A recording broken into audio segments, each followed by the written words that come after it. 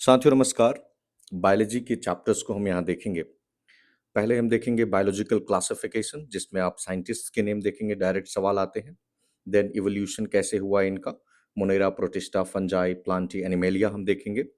Then एक-एक करके इन सभी को देखेंगे और उसके बाद आप यहाँ टाइप्स इनके देखेंगे, वायरस, वीरोइड्स और लाइकेंस। अगला चैप्टर हम इस वीडियो में देखेंगे द लिविंग वर्ल्ड कि क्या कैरेक्टरिस्टिक्स है। प्लस टू के चैप्टर्स, प्लस टू में आप इस चैप्टर्स को देख सकते हैं, डायरेक्टली वहाँ से लिया गया एनसीईआरटी से। ये क्लासिफिकेशन टैक्सोनॉमी आपको पूरा हम पढ़ाएंगे। उसके बाद सेल बायोलॉजी हम लोग पढ़ेंगे। जो चैप्टर सेल है इसमें बहुत सारे साइंटिस्ट हैं, सेल की क्या स्ट्रक्चर्स हैं, प्लांट सेल, एनिमल सेल कैसे डिफर करते हैं और यहाँ इमेज के साथ हम आपको दिखाएंगे।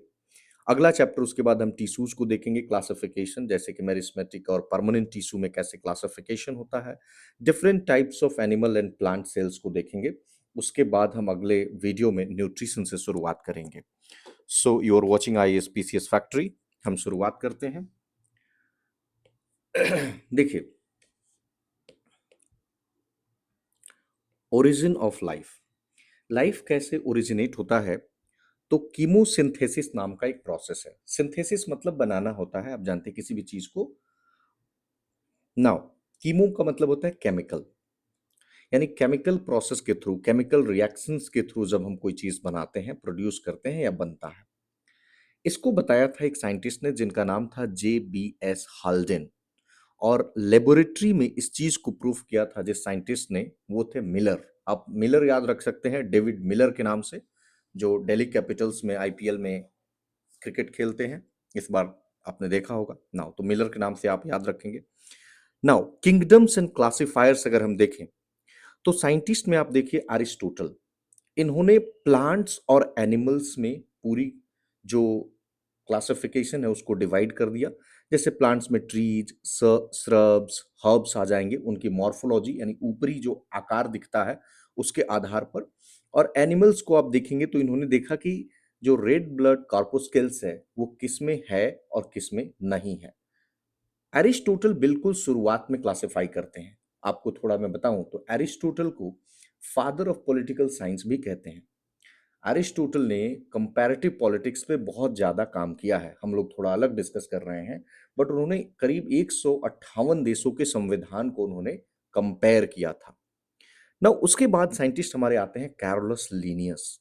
इन्होंने टू किंगडम ऑफ क्लासिफिकेशन की बात कही। पहला किंगडम प्लांट का है, पेड़ पौधों का है, और दूसरा एनिमेलिया का है, मतलब कि जो जानवर है। इनकी किताब का आप जरूर नाम याद रखेंगे, सिस्टम नेचुराe।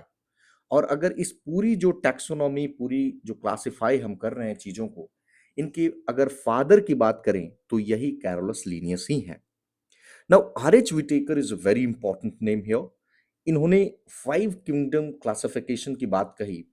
और किस आधार पे इन्होंने इस 5 किंगडम क्लासिफिकेशन को बनाया, तो सेल का स्ट्रक्चर कैसा है, उसका थैलस का ऑर्गेनाइज, थैलस यानी क्या होता है, आप समझिए कि कोई स्ट्रक्चर जो बिल्कुल एक ही जगह डेंस स्ट्रक्चर में है। मोड ऑफ न्यूट्रिशन कैसा है उसका, या रिप्रोडक्शन, या फाइलोजेनेटिक रिलेशन। फाइलोजेनेटिक रिलेशन का मतलब हो गया कि इवोल्यूशनरी उसका हिस्ट्री कैसा रहा है। अगले साइंटिस्ट आते हैं कार्ल ऊज। इन्होंने 6 किंगडम और 3 डोमेन सिस्टम की बात कही। 3 डोमेन कौन कौन से हैं? आर्ची, आर्ची जब भी कोई आए ना तो याद रखिएगा ये बहुत पुराना किसी चीज को रेफर करता है। यू बैक्टीरिया, यू जो शब्द आता है ना कहीं भी, तो EU का मतलब समझिएगा, इसका मतलब होता है ट्रू। कहीं भी आए तो इसका मतलब हो जाएगा ट्रू। ठीक है, इसी तरह यू कैरिया। नाउ, कैरियोन्स का मतलब आपको पता होना चाहिए। यू मतलब ट्रू हो गया और कैरियोन्स मतलब न्यूक्लियस होता है। जैसे प्रोकैरियोटिक्स और यूकैरियोटिक्स की चर्चा हम आगे करेंगे। तो यहां मैंने आपके लिए लिख दिया है कि प्रो का मतलब होता है प्रिमिटिव और कैरियन का मतलब होता है न्यूक्लियस, यानी जिसका न्यूक्लियस बहुत ही प्रिमिटिव हो, बहुत ही पुराने समय का हो। जैसे हम लोग ट्राइब्स में पढ़ते हैं ना, प्रिमिटिव ट्राइब्स, राइट। तो यू का मतलब अभी हमने आपको बताया ट्रू। तो जो प्रोकैरियोटिक्स होते हैं ना, उसमें न्यूक्लियस की कमी होती है और मेम्ब्रेन बाउंड ऑर्गेनेल्स नहीं होते हैं। मेम्ब्रेन बाउंड ऑर्गेनेल्स यानी जो भी ऑर्गेनेल्स होते हैं तो उस पे मेम्ब्रेन नहीं होता है। मेम्ब्रेन यानी क्या, उसके आउटर जो स्ट्रक्चर होता है, उसकी जो बाहरी एक परत होती है वो नहीं होती है जो उसको कवर करती है। नाउ, जेनेरा जो प्लेनेटेरम है, ये बेंथम और हुकर से संबंधित है। कई बार आपको कंफ्यूजिंग ऑप्शंस दे देता है जिसमें लीनियस का नाम दे देता है, तो याद रखेंगे कि ये बेंथम और हुकर से संबंधित है। पूरी इस क्लासिफिकेशन प्रोसेस का अगर हम इवोल्यूशन देखेंगे, इसका कैसे उद्भव हुआ, तो दो किंगडम की बात मिलाने को आपको डायरेक्टली दिया जा सकता है। दो किंगडम की बात कैरोलस लीनियस करते हैं। Three three kingdom Ernst Haeckel, four kingdom Copeland, five kingdom R H Whittaker, very very important, six kingdom अभी हमने देखा कार्ल पूज की हमने चर्चा की। नाउ अब आइए फाइव किंगडम हम क्लासिफिकेशन को देख लेते हैं। आर एच विटेकर का फाइव किंगडम में, जिसमें वो बात करते हैं मोनेरा, प्रोटिस्टा, फंजाई, प्लांटी और एनिमालिया की। तो हम शुरुआत यहां मोनेरा से करते हैं। आइए, मोनेरा में आप देखेंगे जो सेल टाइप है वो प्रोकैरियोटिक है। उम्मीद है आपको अब प्रोकैरियोटिक का मतलब नहीं समझाना पड़ेगा कि प्रोकैरियोटिक्स में न्यूक्लियस नहीं होता है, मेम्ब्रेन बाउंड ऑर्गेनेल्स नहीं होते हैं। और जो इसका सेल वॉल होता है, अब आप कहेंगे सेल वॉल क्या होता है, तो सेल के बाहर का, बिल्कुल बाहर का जो स्ट्रक्चर होता है उसको हम सेल वॉल कहते हैं, जो प्लांट सेल में नॉर्मली पाया जाता है। नाउ, तो ये नॉन सेलुलोजिक होता है, यानी सेल्यूलोज इसमें नहीं होता है, यानी पॉलीसेकेराइड प्लस अमीनो एसिड होता है। जो न्यूक्लियर मेम्ब्रेन है वो मोनेरा में एब्सेंट है। सेल्यूलर इसका बॉडी ऑर्गेनाइजेशन है, और न्यूट्रिशन ऑटोट्रॉफिक और हेटरोट्रॉफिक दोनों है। ऑटोट्रॉफिक का मतलब क्या होता है, जो अपना खाना खुद बना लेता है। चाहे इसमें इसका भी प्रकार हो सकता है, जैसे कीमोसिंथेटिक, केमिकल रिएक्शंस करके बनाए, या फोटोसिंथेटिक, जिसमें कि सनलाइट का यूज करके बनाए। दूसरा होता है हेटरोट्रॉफिक, यानी जिसमें दो टाइप होगा, सैप्रोफाइटिक या पैरासिटिक, मतलब सॉरी, सैप्रोफाइटिक पैरासिटिक मतलब कि दूसरे पे परजीवी आप हिंदी में कहते हैं, उस पे आश्रित रह करके। नाउ, अगला है हमारा प्रोटिस्टा। तो अब यहां से ना आपको बहुत सारी चीजें कॉमन दिखाई देंगी इन चारों में। जो प्रोटिस्टा है, जैसे देखिए प्रोटिस्टा, फंजाई, प्लांटी और एनिमालिया, ये चारों ही यूकैरियोटिक हैं, आप यहां पे देख पा रहे हैं। नाउ, प्रोटिस्टा, फंजाई और प्लांटी में सेल वॉल है, जैसे प्रोटिस्टा में कुछ में है, फंजाई में सेल वॉल है लेकिन विदाउट सेल्यूलोज है, प्लांटी में सेल वॉल है विद सेल्यूलोज है, एनिमल सेल में सेल वॉल नहीं होता है। ये जब हम सेल चैप्टर पढ़ेंगे तो उसमें पढ़ेंगे भी। जब न्यूक्लियर मेम्ब्रेन की बात करेंगे तो इन चारों में न्यूक्लियर मेम्ब्रेन है। नाउ, जब बॉडी ऑर्गेनाइजेशन की बात करेंगे तो जैसे प्रोकैरियोटिक, सॉरी, जैसे मोनेरा सेल्यूलर था, उसी तरह प्रोटिस्टा सेल्यूलर है। जो फंजाई है, ये मल्टी सेल्यूलर या लूज टिश्यू इसमें पाए जाएंगे। मल्टी सेल्यूलर यानी कई सारे सेल्स होंगे, और आपको पता है कि सेल्स कई सारे मिलकर के टिश्यूज का निर्माण करते हैं। हिंदी में उत्तक कहते हैं, और सेल्स को हिंदी में कोशिकाएं कहते हैं। नाउ, प्लांटी, इसमें टिश्यू या ऑर्गन पाया जाता है, और एनिमल्स में तो जैसे कि हम लोग हैं, आप देखते ही होंगे, टिश्यू है, ऑर्गन्स है, ऑर्गन सिस्टम है, काफी वेल डेवलप्ड जो है सिस्टम है यहाँ पे। नाउ, प्रोटिस्टा में आप देखेंगे तो ये ऑटोट्रॉफिक और हेटरोट्रॉफिक दोनों है। फंजाई हेटरोट्रॉफिक है, ये अपना खाना नहीं बनाता है फंजाई। प्लांटी आप देखेंगे, प्लांट्स क्या करते हैं, अपना खाना खुद ही बना लेते हैं, तो फोटोसिंथेसिस होता है यहाँ पे। और एनिमालिया जो है हेटरोट्रॉफिक है, हम लोग कहाँ खाना बनाते हैं, प्लांट्स पे हैं, तो यहाँ पे होलोजोइक, सैप्रोफाइटिक है ये। नाउ, अब एक एक करके हम इनको देख लेते हैं। जैसे पहले हम देख लेते हैं मोनेरा। मोनेरा यूनिसेल्यूलर, यानी एक सेल है, प्रोकैरियोटिक है, यानी कि प्रोकैरियोटिक्स का मतलब बता दिया, बार बार बताने की जरूरत नहीं कि मेम्ब्रेन बाउंड ऑर्गेनेल्स नहीं है, न्यूक्लियस नहीं है। नाउ, और सबसे ज्यादा अगर धरती पे कोई ऑर्गेनिजम्स हैं तो ये मोनेरा है। एक स्ट्रक्चर है प्लाज्मिड, ये बहुत ही छोटा सर्कुलर टाइप का double stranded extra chromosomal DNA है। यह डिस्टिंक्ट होता है जो सेल का क्रोमोजोमल डीएनए होता है उससे, इसीलिए इसका अलग नाम है प्लाज्मिड। कॉस्मोपॉलिटन, आपने वैसे भी शब्द सुना होगा कॉस्मोपॉलिटन, यानी कि एक्सट्रीम हैबिटाट में यह सरवाइव कर सकता है। स्ट्रक्चर अब चूंकि बहुत ही प्रिमिटिव टाइप का है तो स्ट्रक्चर बहुत सिंपल है, लेकिन बिहेवियर बहुत कॉम्प्लेक्स है। मेटाबॉलिज्म डाइवर्सिटी बहुत ज्यादा इसमें पाया जाता है, कि फोटोसिंथेटिक होगा, ऑटोट्रॉफिक होगा, हेट्रोट्रॉफिक, मेजोरिटी हेट्रोट्रॉफिक है। नाउ, बैक्टीरिया की, हम चूंकि मोनेरा की बात कर रहे हैं तो बैक्टीरिया की बात कर लेते हैं। बैक्टीरिया में आप देखेंगे स्फेरिकल शेप के बैक्टीरिया, जैसे कोकस, रॉड शेप को कहते हैं बैसिलस, कॉमा शेप को कहेंगे हम विब्रियोई, और स्पाइरल शेप को हम कहेंगे स्पिरिलियम। ये डायरेक्टली आप नाम याद कर लीजिए, मिलाने को दे देता है। नाउ आर्ची बैक्टीरिया, बहुत पुराने बैक्टीरिया को देख लेते हैं। ये बहुत ही आप देखेंगे ना तो ये हार्श हैबिटाट में रह लेता है। हेलोफाइल्स है, हेलोफाइल्स का हेलो जैसे ही आए आप समझ जाइएगा कोई सॉल्ट की बात होने वाली है, तो सॉल्टी एरिया है। और थर्मो एसिडोफाइल्स, अब थर्मो आएगा तो हॉट आ जाएगा, और एसिडोफाइल्स यानी हॉट स्प्रिंग्स में ये रहता है एसिडिक एनवायरनमेंट में भी। मिथैनोजेंस, मिथेन नाम से क्लियर है, मिथेन्स। तो मिथेन्स जैसे आए कोई मार्सी वाटरलॉग्ड आपको एरिया याद आएगा, तो ये मार्सी वाटरलॉग्ड एरिया में रहता है। इसका बहुत ही यूनिक सेल वॉल है जो स्यूडोमोरीन से बना होता है, जिसमें न कि पेप्टिडोग्लाइकॉन से। नाउ जो गाय है या भैंस है उसके गट में ये पाया जाता है, और जो गोबर होता है ना उससे ये मीथेन गैस प्रोड्यूस करता है। मीथेन यानी क्या, CH4। नाउ यू बैक्टीरिया, हमने आपको बताया कि यू मतलब ट्रू, तो ट्रू बैक्टीरिया इसमें एक रिजिड सेल वॉल होता है। जैसे आप देखिए साइनोबैक्टीरिया, इसमें क्लोरोफिल ए पाया जाता है, फोटोसिंथेसिस कर खाना खुद बना लेता है, एक ही सेल है, कॉलोनी का निर्माण करता है, फिलामेंट्स बनाता है, और एक जिलेटिन टाइप का सीथ से सराउंडेड होता है।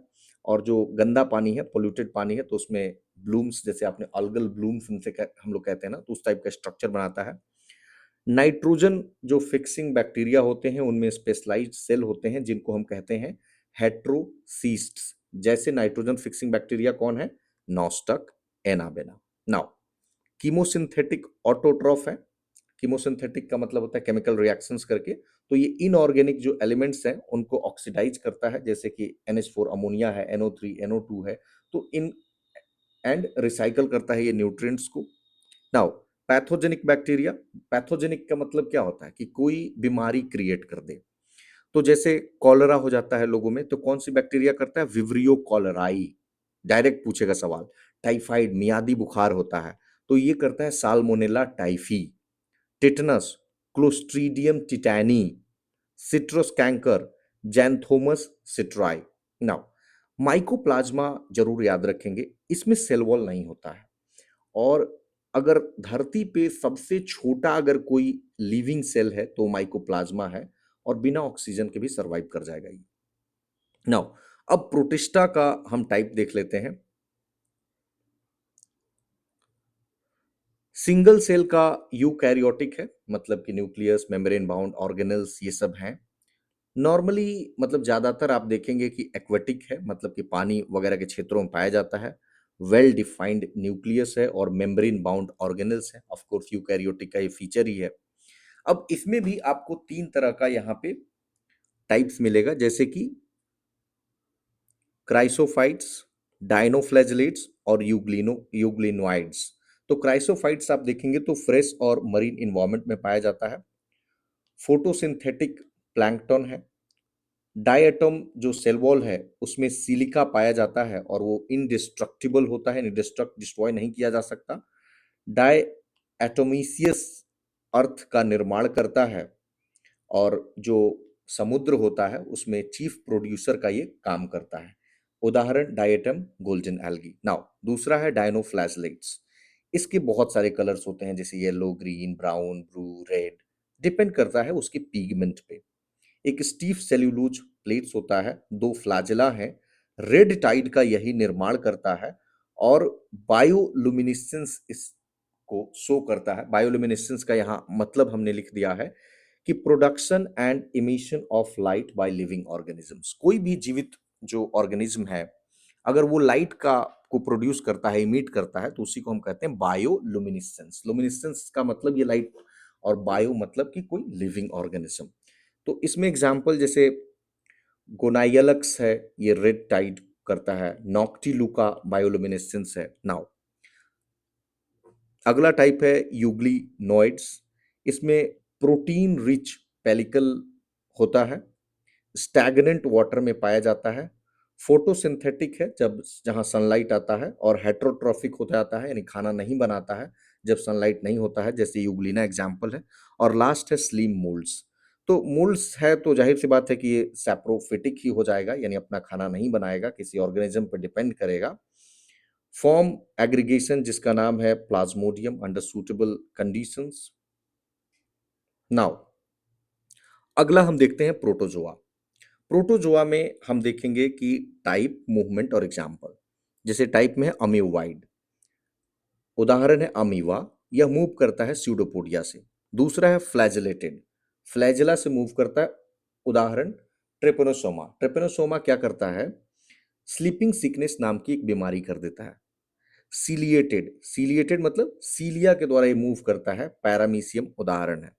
स्पोरोजोवन, इसमें कोई भी मूवमेंट ऑर्गन नहीं होता है। प्लाज्मोडियम फाल्सिपेरम आपने नाम सुना होगा, जो कि मलेरिया कॉज करता है, मलेरिया नामक बीमारी। कहते हैं ना कि मलेरिया प्रोटोजोआ से होता है, तो प्लाज्मोडियम फाल्सिपेरम है। नाउ फंजाई किंगडम देख लेते हैं। बहुत ही डाइवर्सिटी पाया जाता है इसकी मॉर्फोलॉजी। मॉर्फोलॉजी यानी हम क्या कहते हैं कि मॉर्फोलॉजी यानी ऊपर का स्ट्रक्चर हम देखते हैं, और एनाटॉमी मतलब होता है कि अंदर का स्ट्रक्चर देखते हैं। तो इसका स्ट्रक्चर फिलामेंट्स टाइप दिखेगा, धागा की तरह दिखेगा, जिसको हम कहते हैं हाइफी। और यहाँ पे सिनोइटिक हाइफी पाई जाती है। टेलीग्राम पे हमने आज इसका इमेज भी शेयर किया है। और इसकी जो सेल वॉल है वो काइटिन का बना होता है। अगर देखें इसका पोषण कैसे होता है, तो सैप्रोफिटिक है, पैरासिटिक है। पैरासिटिक यानी दूसरे पे जाया करता है, और सैप्रोफिटिक यानी किसी और से निकाल लेता है जूस वगैरह को। सिम्बायोटिक है, सिम्बायोटिक जैसे कि लाइकेन एंड माइकोरेजा का मतलब कि एक दूसरे को जो फायदा पहुंचाते हैं कि हम खाना बना देंगे, तुम सामान ला देना। नाउ रिप्रोडक्शन देखें तो ए सेक्सुअल है, यानी कि एक ही ऑर्गेनिज्म जिसमें इन्वॉल्व होता है, वेजिटेटिव है और सेक्सुअल भी है। सेक्सुअल रिप्रोडक्शन में प्लाज्मोगेमी होता है और उसके बाद कैरियोगेमी, ये प्रोसेस है। एग्जाम्पल्स जैसे कि व्हीट रस, पक्सीनिया। एंटीबायोटिक का सोर्स है पेनिसिलियम। नाउ फंजाई का क्लासिफिकेशन अगर हम देखें तो फाइकोमाइसिटीज, ये मान लीजिए कोई वुड है, तो उस पे पाया जाता है जो सड़ रहा है कोई लकड़ी, और ये ऑब्लिगेट पैरासाइट है, मतलब अनिवार्य परजीवी है, मतलब अनिवार्य रूप से परजीवी ही है। एसेक्सुअल स्पोर जैसे जू स्पोर है, ये मोटाइल है, मोटाइल का मतलब मूव कर सकता है। और ए प्लानोस्पोर्स जो नॉन मोटाइल है, मूव नहीं कर सकता है, उदाहरण म्यूकर, राइजोपस, एल्ब्यूगो। ये राइजोपस जो है ना, इसको हम कहते हैं ब्रेड मोल्ड, ब्रेड पे लग जाता है। नाउ दूसरा है एस्कोमाइसिटीज, दूसरा नाम है सैक फंजाई। यूनिसेल्यूलर हो सकता है जैसे ईस्ट, मल्टी सेल्यूलर भी हो सकता है। डंग जो गोबर होता है उसमें आप देखेंगे कॉप्रोफाइलस। ए सेक्सुअल स्पोर्स को कहते हैं कोनिडिया, और सेक्सुअल स्पोर्स एस्कोपोर्स। ये नाम याद रखना पड़ेगा, +2 की के नोट से हमने इसको लिया है। उदाहरण है स्पर्जिलस, क्लाविसेप्स, न्यूरोस्पोरा, जो जेनेटिक स्टडी में हेल्प करता है। इसके बाद है बैसिडियोमाइसिटीज, जिसको हम कहते हैं क्लब, ब्रैकेट या mushroom fungi. Asexual spores and sex organs यहाँ एब्सेंट होते हैं। कैरियोगेमी एंड मियोसिस क्या करता है, प्रोड्यूस करता है बैसिडियोस्पोर्स को। उस्टिलागो यानी स्मट और पक्सिनिया रस्ट कॉज करता है। लास्ट टाइप है ड्यूटेरोमाइसिटीज, जिसको कहते हैं इम्परफेक्ट फंजाई। केवल वेजिटेटिव और एसेक्सुअल फेज इसमें प्रेजेंट होता है, और मोस्टली यह डीकंपोजर होता है जो मिनरल साइक्लिंग में हेल्प करता है। अल्टरनेरिया, कॉलेटोट्रिकम, ट्राइकोडर्मा, ये इसके एग्जाम्पल्स हैं। नाउ अब आते हैं हम बड़े बड़े किंगडम पे, जैसे एक है प्लांटी। बड़े मतलब साइज में बड़े, ना कि डाइवर्सिटी में बड़े। तो प्लांटी क्या है, यूकैरियोटिक है, यानी कि इसमें आपको मेम्ब्रेन बाउंड ऑर्गेनेल्स मिलेंगे, इसमें न्यूक्लियस मिलेगा, क्लोरोफिल होता है। एक्सेप्शंस देखेंगे तो कुछ प्लांट्स होते हैं जैसे इंसेक्टिवोरस प्लांट। इंसेक्टिवोरस यानी इंसेक्ट्स को जो खाते हैं। अब अजीब लगेगा कि प्लांट्स इंसेक्ट को खाते हैं, ये फुल्ली ऑटोट्रॉफिक नहीं होते हैं। जैसे उदाहरण दीजिए तो जैसे ब्लैडर वर्ट, वेनस फ्लाई ट्रैप, और कुछ पैरासिटिक प्लांट्स भी हैं जैसे कि कस्कूटा, जो दूसरे पे परजीवी हैं, पैरासिटिक है। इसमें ऑल्टरेशंस ऑफ जेनरेशंस देखने को मिलेगा in shift between haploid and diploid stages. जैसे हैप्लॉइड एंड डिप्लॉयड को आप यहाँ पे देख सकते हैं। जो डिप्लॉयड है ना, उसमें 2n होता है, यानी 2 कॉपीज ऑफ ईच क्रोमोसोम मिलेंगे, और हैप्लॉइड में आपको यहाँ देखिए ओनली 1 कॉपी ऑफ क्रोमोसोम मिलेगा। ऐसे देखिए इसमें 2। नाउ लास्ट हमारा मिलेगा एनिमालिया।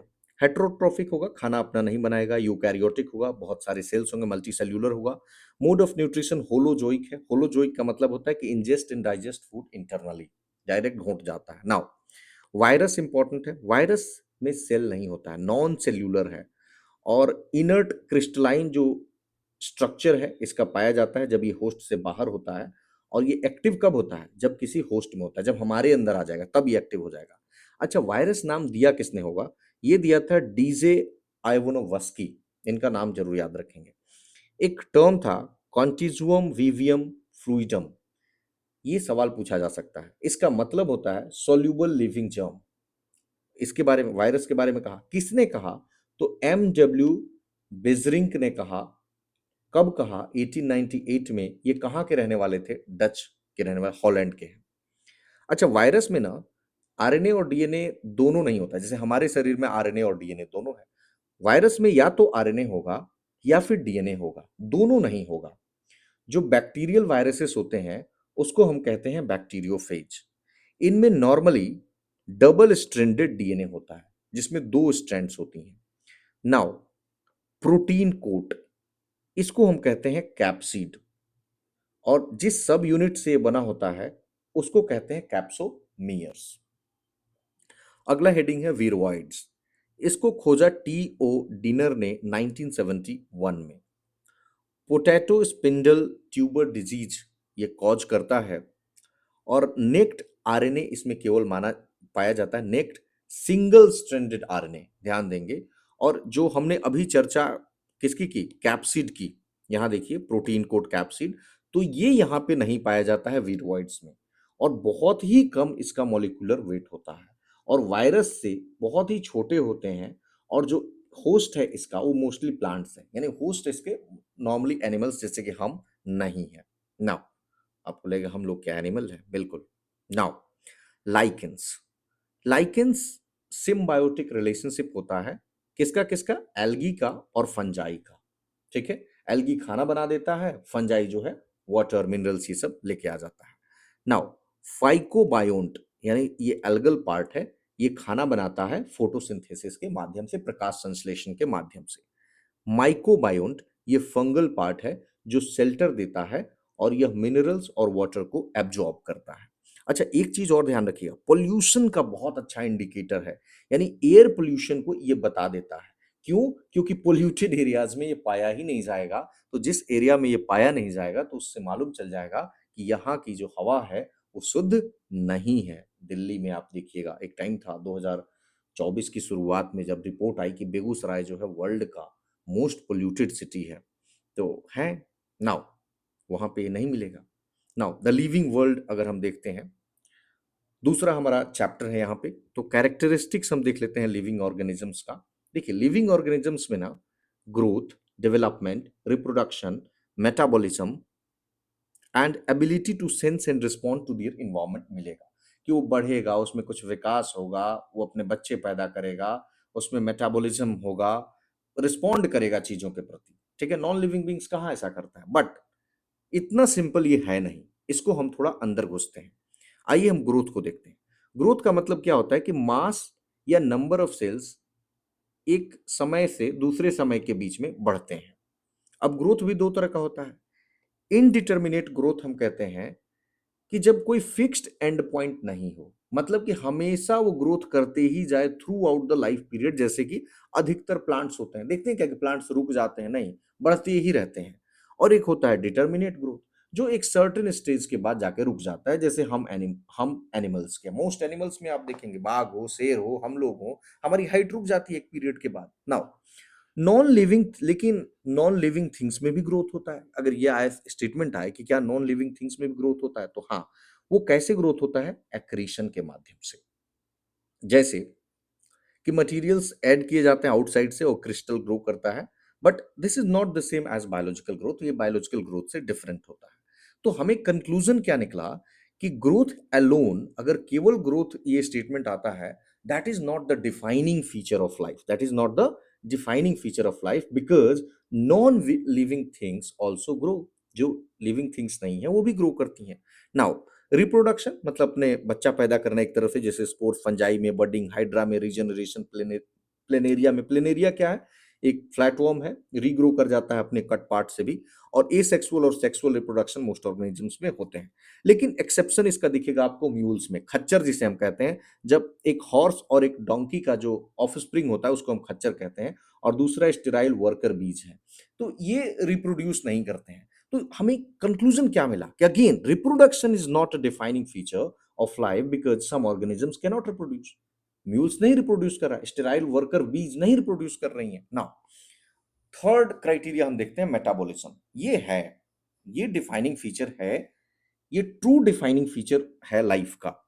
देखिए, सभी जो केमिकल रिएक्शंस है ना इनसाइड लिविंग बॉडी, उन सभी केमिकल रिएक्शंस जो हमारे शरीर में होते रहते हैं उसको हम कहते हैं मेटाबॉलिज्म। मेटाबॉलिज्म का भी अब दो पार्ट है। आगे हम देखेंगे, एक है एनाबोलिज्म, जिसको हम बिल्ड कर रहे होते हैं, जब बिल्डिंग ब्लॉक होता है, और दूसरा है कैटाबोलिज्म, यानी जब केमिकल रिएक्शंस में तोड़ते हैं, जैसे आपने खाना खाया और उसको तोड़ करके एनर्जी जो आपको मिल रही है, तो उसको हम कहते हैं कैटाबोलिज्म। नाउ बाकी चीजें सेम है। नाउ सेल्यूलर ऑर्गेनाइजेशन देख लेते हैं। सभी ऑर्गेनिज्म सेल से बने हैं, तो डिफाइनिंग फीचर ऑफ लाइफ है। और आगे हम लोग इसको और देखेंगे भी कि सेल सेल होता है सबसे छोटी इकाई, स्ट्रक्चरल एंड फंक्शनल यूनिट जिसे हम कहते हैं।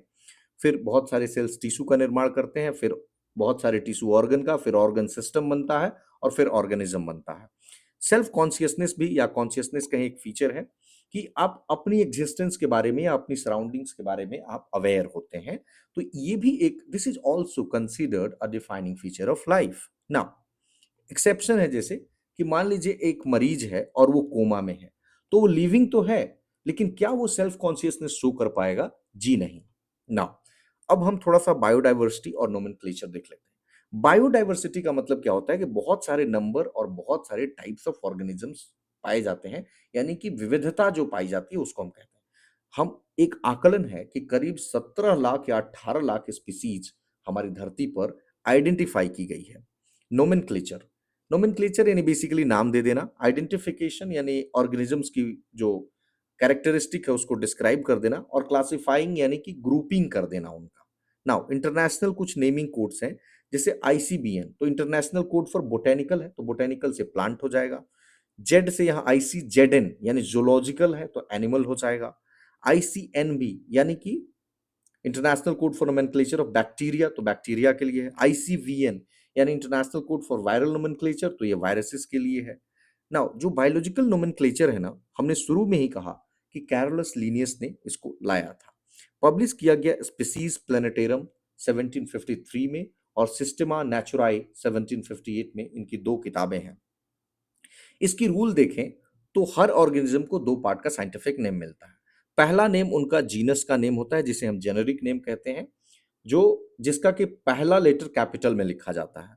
और दूसरा पार्ट आप देखेंगे स्पीसीज है, जो पूरा का पूरा स्मॉल लेटर्स में लिखा जाता है, और फुल नेम इटैलिक्स में लिखे जाते हैं। जैसे यहाँ एक एग्जांपल दिया है, मैंजिफेरा इंडिका लिन, तो यहाँ मैंजिफेरा जीनस नेम है, और यहाँ एम देखिए कैपिटल में है। इंडिका स्पीसीज नेम है, और लिन यानी जो कैरोलस लीनियस है उनके लिए साइंटिस्ट हैं, उनके नाम पे है, तो मैंजिफेरा इंडिका और लिन लगा दिया गया है जब उसको प्रिंट करते हैं। नाउ एक वर्ड आएगा आपको टाउटोनिम्स। देखिए, जब जीनस और स्पीसीज नेम्स दोनों का सेम हो तो उसको हम कहते हैं टाउटोनिम्स। जैसे काटला काटला, ये क्या है? अ टाइप ऑफ फीस है। नाउ अगर हम सिस्टमैटिक्स और टैक्सोनॉमी को देखें, तो सिस्टमैटिक्स का मतलब है कि सिस्टमैटिक अरेंजमेंट ऑफ ऑर्गेनिजम्स। जब हम ऑर्गेनिजम्स को एक पैटर्न पे, एक सिस्टम पे जो है अरेंज करते हैं और उनकी इवोल्यूशनरी रिलेशनशिप को देखते हैं, अगेन कैरोलस लीनियस ने ये टर्म दिया था। नियो सिस्टमैटिक्स, इसी को आगे बढ़ाया गया है। It is a broader approach. Scientist का नाम याद रखेंगे, जूलियन हक्सली, और इसमें न सिर्फ आइडेंटिफाई किया जाता है बल्कि nomenclature, classification, evolutionary responsible evolutionary relationship को दिखाया जाता है। टैक्सोनॉमी में क्या होगा? It is the actual process of classifying the organisms into groups based on their features. तो ये फाइनल फॉर्म बेसिकली हो जाता है। अब टैक्सोनॉमी का हायरार्की देखें तो हर स्टेप को हम रैंक या कैटेगरी कहते हैं। जैसे आप यहां देखिए, species, genus, family, order, class, phylum, division, kingdom. ठीक है। Higher the category the more difficult it is to find common features. जैसे किंगडम में आप जाएंगे ना, तो कॉमन फीचर्स उतना नहीं मिलेगा जितना स्पीसीज में मिलेगा। स्पीसीज में तो खैर कॉमन फीचर्स ही मिलेगा। नाउ अब एक एक करके इनको देख लेते हैं। पहले हम देख लेते हैं स्पीसीज को। देखिए ये बिल्कुल बेसिक यूनिट ऑफ क्लासिफिकेशन है। इसमें ऑर्गेनिजम्स एक तरह दिखते हैं और आपस में ब्रीड भी करते हैं, यानी बच्चे पैदा करना। जैसे आम को हम कहते हैं मैंजिफेरा इंडिका, लायन को पैंथेरा लियोन। तो ये आपस में करते हैं, मतलब लायन और मैंगो नहीं, लायन अपने में करते हैं और मैंगो अपने में। नाउ जीनस, ये क्लोजली रिलेटेड है, मतलब बिल्कुल सेम नहीं है, क्लोजली रिलेटेड जब स्पीसीज होती हैं और कुछ कुछ कॉमन फीचर्स उनमें मिलता है। जैसे पोटैटो, ब्रिंजल, टोमेटो एक ही टाइप का लगभग लगेगा। तो ये इन तीनों का जीनस है सोलेनम। लॉयन, लियोपार्ड, टाइगर, इन तीनों का जीनस है पैंथेरा, यानी ये पैंथेरा जीनस से ये तीनों ही स्पीसीज संबंधित है। नाउ अगला है फैमिली। ये रिलेटेड जेनेरा है, सिमिलैरिटीज बहुत ही कम पाई जाती है। जैसे कि सोलेनम, पेटूनिया, दतुरा, ये है सोलेने साई, इस फैमिली से संबंधित। पैंथेरा, फेलिस यानी कैट्स, ये इनका फैमिली है फेलिडाई। उसके बाद है ऑर्डर। ये a group of related families को हम ऑर्डर कहते हैं। जैसे फैमिलीज कॉन्वो कॉन्वोल्वुलेसेंस, कॉन्वोल्वुलेसाई, बहुत ही अजीब नाम है, एंड सोलेंसाई। ये जिस ऑर्डर में है उसका नाम है पोलेमोनियल्स, पोलेमोनियल्स, राइट। क्लास, रिलेटेड ऑर्डर्स को कहते हैं। जैसे ऑर्डर है प्राइमेटा, जिसमें आते हैं मोंकी, गोरिल्ला, गिबॉन, तो इनका क्लास है मैमेलिया। उसके बाद आता है फाइलम, डिवीजन, जिसमें रिलेटेड क्लास होते हैं। जैसे फाइलम कॉर्डेटा है, तो कॉर्डेटा में आप देखेंगे जिसमें वर्टिब्रेट होता है, आप जानते ही हैं। तो फीस, एम्फीबियंस, रेप्टाइल्स, बर्ड्स और मैमल्स है। और लास्ट में आपको आएगा किंगडम। ये हाईएस्ट और ब्रॉडेस्ट कैटेगरी है और सभी ऑर्गेनिजम्स को किसी ना किसी किंगडम में प्लेस कर दिया जाता है, जैसे plant kingdom, animal kingdom, right. तो यहाँ पे आप इस टेबल को एक बार देख लीजिएगा। जैसे कि यहाँ कैटेगरी दी हुई है, अगेन वही सारे टर्म्स है, species, genus, family, order, class, phylum, division, kingdom. और यहाँ humans, house fly, mango, wheat. जैसे आप देखिए ह्यूमंस को क्या कहते हैं, साइंटिफिक नेम होमो सैपियंस हो जाता है, जीनस और स्पीसीज। हाउस फ्लाई को मस्का डोमेस्टिका, मैंगो को मैंजिफेरा इंडिका, व्हीट को ट्रिटिकम एस्टिवम। तो इसी तरीके से एक नजर मार लीजिए, क्या पता कुछ चीजें मिल जाए। सो और next chapter is cell biology. GN Ramachandran, इन्होंने triple helical structure of collagen को डिस्कवर किया। ये कोलाजन क्या है, तो ये मोस्ट अबंडेंट प्रोटीन है, सबसे ज्यादा हमारी बॉडी में अगर पाया जाने वाला कोई प्रोटीन है तो कोलाजन है। 1954 में इसको इन्होंने जीएन रामाचंद्रन ने खोजा।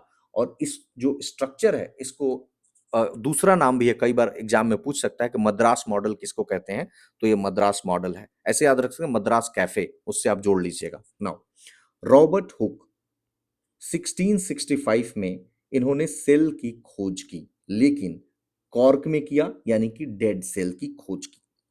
एंटोन वान लिवेनहॉक, इन्होंने एक लाइव सेल का पहली बार खोज किया। रॉबर्ट ब्राउन 1831 में न्यूक्लियस का इन्होंने खोज किया। आगे हम देखेंगे, जैसे एक सेल होता है तो उस, जैसे ये मान लीजिए सेल है, तो ये वाला पोर्शन है। नाउ स्लेडन 1838 में और स्वान, इनको इसी तरीके से पढ़ते हैं, 1839 में इन्होंने सेल थ्योरी दिया, मतलब सेल का थ्योरी जो उन्होंने दिया कि bodies of plants and animals composed of cells and their products.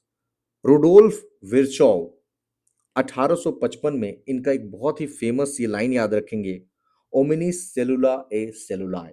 इसका मतलब है कि all cells arise from pre existing cells, मतलब जितने भी सेल्स हैं ना वो पहले की सेल्स से ही निकलते हैं। नाउ सेल का क्लासिफिकेशन अगर देख लें, हम बार बार चर्चा कर रहे थे प्रोकैरियोट्स और यूकैरियोट्स की, फाइनली आपके सामने है।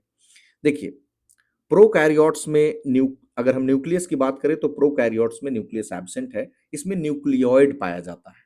और यूकैरियोटिक में प्रेजेंट है और मेम्ब्रेन बाउंड ऑर्गेनेल्स है। साइज देखें तो प्रोकैरियोटिक्स का 1 से लेकर 10 माइक्रोन या माइक्रोमीटर या 10⁻⁶ मीटर जिसे कहते हैं। यूकैरियोटिक का 10 से 100 माइक्रोन है। ऑर्गेनेल्स प्रोकैरियोटिक में एब्सेंट है, यूकैरियोटिक में प्रेजेंट है। राइबोसोम्स अगर हम देखें तो प्रोकैरियोटिक में 70s है, याद रखेंगे, और यूकैरियोटिक में 80s है। 70s यानी 50s प्लस 30s। आपको ये नहीं लगना चाहिए कि गलत, मैथमेटिक्स मत लगाइएगा यहाँ पे। ऐसा इसलिए होता है, एस का मतलब होता है, ये पूछ सकता है, स्वेडबर्ग यूनिट। तो इसमें हम क्या देखते हैं, सेडिमेंटेशन देखते हैं, सेडिमेंटेशन कोएफिशिएंट कहते हैं बेसिकली। इसमें हम मास या उसकी साइज को नहीं देखते हैं। और नॉर्मल मैथमेटिक्स मत लगाइएगा कि 50 और 30 80 हो जाएगा, 70 क्यों लिखा है, 70 इसलिए लिखा है क्योंकि जो एक्सपोज्ड सरफेस एरिया है और उसके जो शेप में चेंजेज आता है तो इसीलिए वो घट जाता है। तो 50 30 80 होने के बजाय वो 70s है। ठीक है, सेम लॉजिक यहाँ पे लगता है, 60 प्लस 44 होने के बजाय 80s है, because of loss of the exposed surface area and change in shape. Now prokaryotic में बाइनरी फिजन है, यानी दो भाग में टूटता है, और यूकैरियोटिक में माइटोसिस एंड मियोसिस होते हैं। जैसे आपको मैं शॉर्ट में बता दूं, माइटोसिस क्या है कि सोमैटिक सेल्स में होता है, जैसे मान लीजिए हमारा स्किन का सेल है, और मियोसिस जो है वो जर्म सेल में होता है। जर्म सेल यानी क्या होता है, जैसे ओवा सेल फीमेल में हो गया, जो हमारी रिप्रोडक्शन से संबंधित जो सेल होती है ना, उसको हम जर्म सेल, और वहां पे मियोसिस होता है। तो मियोसिस में हैप्लॉइड हो जाता है, अभी हमने हैप्लॉइड और डिप्लॉइड की चर्चा की, और सोमैटिक सेल में डिप्लॉइड हो जाता है, मतलब 2n पाया जाता है। नाउ उदाहरण देखिए, प्रोकैरियोटिक्स में बैक्टीरिया है, साइनोबैक्टीरिया है, और यूकैरियोटिक्स में प्लांट्स, एनिमल्स और फंजाई है। नाउ प्रोकैरियोटिक जो सेल के कंपोनेंट्स हैं, अगर हम देखें आउटसाइड से इनसाइड, तो पहला हम देख लेते हैं सेल इन्वेलप, जिसमें मिलता है ग्लाइकोकैलिक्स, जो लूज फॉर्म में एक स्लाइम लेयर है और एक थिक और टफ फॉर्म में कैप्सूल का निर्माण करता है। फिर आपको सेल इन्वेलप में उसके बाद मिलेगा cell wall. Cell wall shape का बताता है कि शेप कैसा रहेगा, और एक स्ट्रक्चरल सपोर्ट देता है, प्लांट सेल में पाया जाता है। फिर आपको मिलेगा प्लाज्मा मेम्ब्रेन, या जिसे आप न्यूक्लियर मेम्ब्रेन कहते हैं, जस्ट सेल वॉल के अंदर मिलेगा। तो ये सेमी परमिएबल होता है, सेमी परमिएबल यानी कुछ कुछ चीजों को अंदर जाने की अनुमति देता है ये। और लिपिड का बाइलेयर है, यानी दो लेयर होता है, लिपिड यानी फैट का। नाउ अदर स्ट्रक्चर्स देख लीजिए, जैसे कि प्लाज्मिड डीएनए है, अभी हमने चर्चा की थी इसकी, कि small circular extra chromosomal DNA है, और ये एंटीबायोटिक रेसिस्टेंस देता है। एंटीबायोटिक अब बहुत ज्यादा चर्चा में रहता है, और मेंस पे भी इसमें क्वेश्चन बन सकता है एंटीबायोटिक्स के ऊपर। और बहुत ज़्यादा एंटीबायोटिक्स यूज़ नहीं करना चाहिए, क्योंकि कोई भी अगर एंटीबायोटिक्स आप दवा यूज करते हैं तो रेसिस्ट कर जाएगा, अगर आप सही से यूज़ नहीं करेंगे उसका। तो उसका पूरा डोज आप जरूर कंप्लीट कर लीजिएगा एंटीबायोटिक्स का, आपके डॉक्टर बताएंगे। नाउ मीजोजोम्स, ये सेल मेम्ब्रेन का इनफोल्डिंग है, रेस्पिरेशन में मदद करता है, cell wall formation, DNA replication. Pili, ये ट्यूब्स की तरह ट्यूबुलर इसका स्ट्रक्चर है, और ये बैक्टीरिया को होस्ट टिश्यू से अटैच करता है। फिम्ब्रियाई, ये बिल्कुल ब्रिस्टल लाइक स्ट्रक्चर है, जो बैक्टीरिया को रॉक्स एंड सर्फेसेस से अटैच करता है। राइबोसोम सभी हमने देख लिया, 70s 50s प्लस 30s सब यूनिट्स। और राइबोसोम्स पे क्या होता है, प्रोटीन बनता है, प्रोटीन का सिंथेसिस होता है, निर्माण होता है। इंक्लूजन बॉडीज बेसिकली ये रिजर्व मटेरियल है, जैसे कि फॉस्फेट का ग्रेन्यूल्स, गैस वैक्यूल्स। क्रोमैटोफोर्स, ये मेम्ब्रेनस एक्सटेंशन है साइनोबैक्टीरिया में, और फोटोसिंथेटिक पिगमेंट्स इसमें होते हैं। नाउ यूकैरियोटिक जो सेल कंपोनेंट्स हैं, हम उसको देख लेते हैं। पहले हम देखते हैं सेल मेम्ब्रेन, जिसको कि हम प्लाज्मा मेम्ब्रेन भी कहते हैं। आरबीसी को स्टडी किया गया 1950s में। ह्यूमन आरबीसी मेम्ब्रेन में 52% 52% प्रोटीन होता है, और 40% लिपिड यानी फैट होता है। फ्लूइड मोजाइक मॉडल 1972 में सिंगर एंड निकोलसन ने दिया। फ्लूइड लिपिड बाइलेयर का बना है विथ फ्लोटिंग प्रोटीन। इसमें दो तरह का ट्रांसपोर्ट है, पहला है passive transport, no energy gases को, glucose moves gases, glucose and water, जिसको हम कहते हैं ऑस्मोसिस प्रोसेस। और दूसरा है एक्टिव ट्रांसपोर्ट, जो कि एडिनोसिन ट्राइफॉस्फेट यानी एटीपी का यूज करता है अगेंस्ट कंसंट्रेशन ग्रेडियंट, जैसे कि सोडियम है या पोटेशियम पंप है, NaCl जो सॉल्ट जिसे हम कहते हैं एक्सचेंजर। अदर फंक्शंस भी है, जैसे सेल का ग्रोथ है, या इंटरसेलुलर जंक्शन, यानी एक सेल से दो सेल का जो बीच का पॉइंट होता है, सिक्रीशन, एंडोसाइटोसिस, सेल डिवीजन। तो बेसिकली इंडोसाइटोसिस भी दो तरह का होता है, एक होता है फैगोसाइटोसिस जिसमें सेल ईटिंग कहते हैं, और एक होता है पिनोसाइटोसिस जिसको हम कहते हैं सेल ड्रिंकिंग। बाकी आप इमेज देख लीजिए, जैसे कि ये फॉस्फोलिपिड है, ये आप देखेंगे तो ग्लाइकोलिपिड है, पेरिफेरल प्रोटीन है, ये पूरा सेल मेम्ब्रेन का इमेज है। नाउ सेल वॉल देख लेते हैं। तो आपने देखा होगा कि सेल वॉल जो है वो केवल प्लांट सेल में पाया जाता है, मैकेनिकल डैमेज से बचाता है, सेल टू सेल इंटरेक्शन में मदद करता है।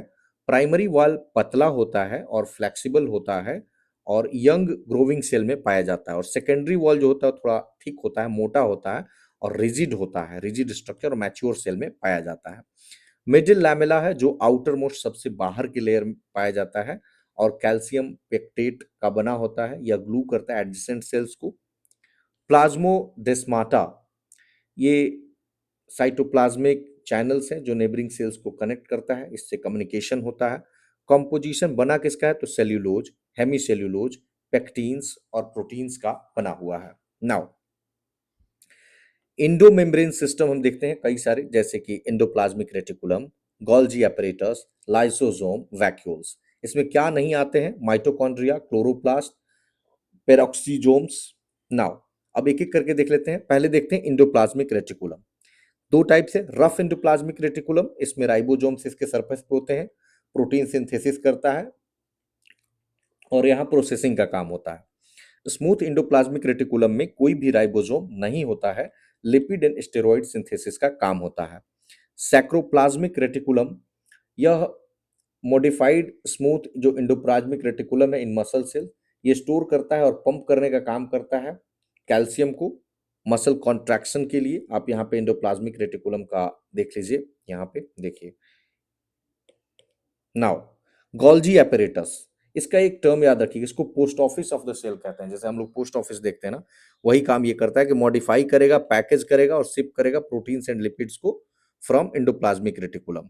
इसको डिस्कवर किया था कैमिलो गोल्जी ने, उन्हीं के नाम पे पड़ गया गोल्जी apparatus 1898 में। और एक स्ट्रक्चर इससे संबंधित याद रखेंगे, सिस्टरनाई, जो फ्लैट डिस्क शेप्ड का सैक है जो स्टैक होता है एक दूसरे पे, और लाइसोसोम्स के फॉर्मेशन में, सिक्रेटरी वेसिकल्स के फॉर्मेशन में इन्वॉल्व होता है।